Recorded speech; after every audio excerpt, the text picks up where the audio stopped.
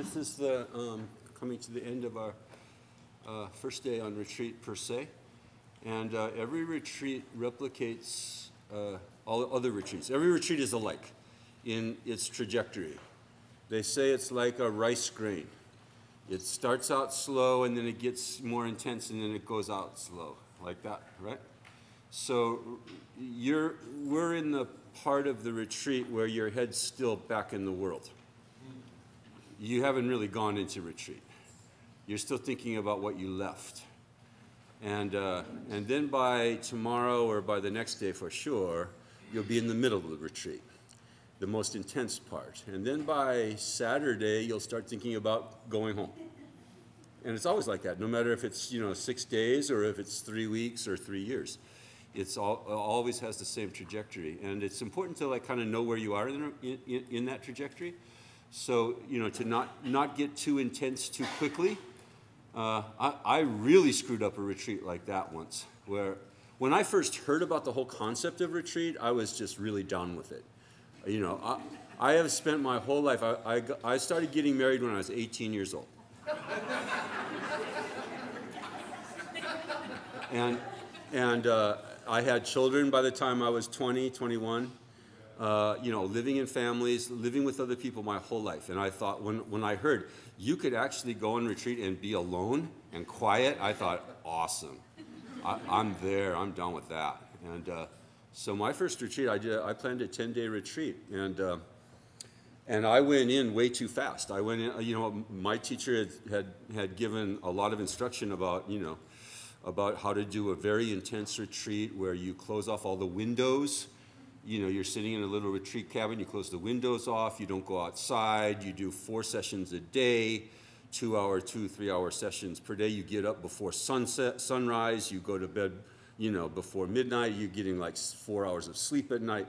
So I did that, beginning the first day. And by about the 3rd or 4th day, I was fried. And, I was at Vajrapani, for those of you who know, in California, a retreat center in California. And I took public transportation there. I can't remember why. I didn't have a car or something. And if I had had a car, I would have been gone. But I didn't have a car, and I would have had to go down to the office and say, I'm a big loser. I'm checking out early. Will you please drive me to the bus? And so I didn't. But, so it's important to moderate, to gauge yourself, and to go in slow. And then by about, what day is today, Tuesday? By Wednesday or Thursday, by Wednesday night or Thursday, to start getting very, very intense. And have an intense day on Thursday and Friday, and because then Saturday you're going to start to pack up. You're mentally, you're going to start packing up. You're going to start thinking about what happens on Sunday afternoon. So, kind of gauge yourself this way. I thought I'd say just a few words about retreat. For people for whom this is a new concept, retreat does not mean escape, actually. You're not escaping from the world by coming into retreat. You're coming into reality. You see? You have an opportunity to come into reality here, as opposed to the illusion that we're living almost all the time. So think about it that way. Think about it as like I mentioned earlier today, this afternoon, think about it as laboratory conditions where you can open your eyes and see the world the way it is. Not under some kind of illusion of how it is, or generally speaking, we don't even pay attention to the world. We don't even pay attention to our lives. We're so busy, on the gerbil wheel, just trying to keep up with ourselves that we never stop to notice anything, to notice the world around us, to notice how we're feeling, to notice what things are going through our minds. We never stop to notice. We never stop to notice what's happening, actually. You see?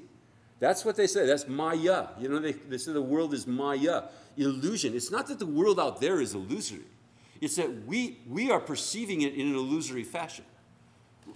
We're not present. Right? We're just not present. We're not paying attention to what's really happening, because so much of our lives are just lived in fantasy, in total fantasy.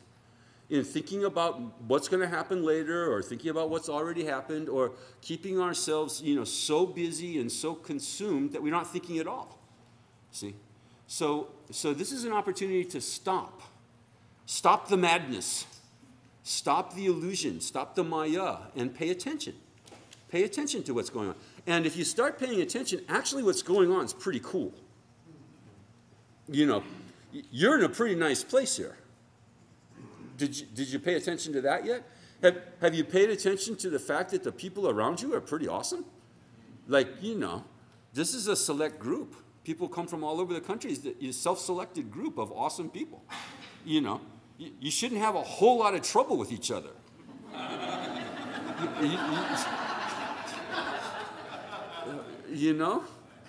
And just enjoy it. And you don't have anything to do, as I mentioned before, nothing to do, no work to do.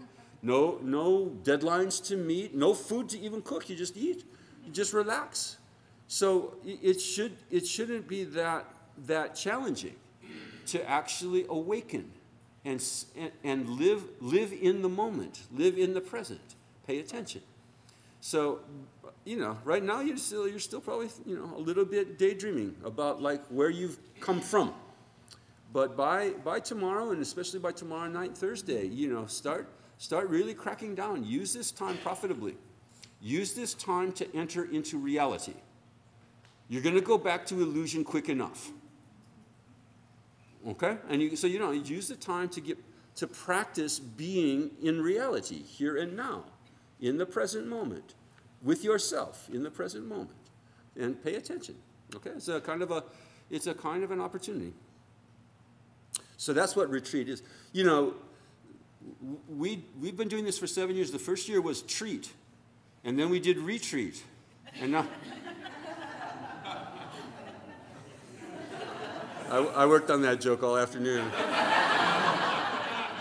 It wasn't really worth it, was it?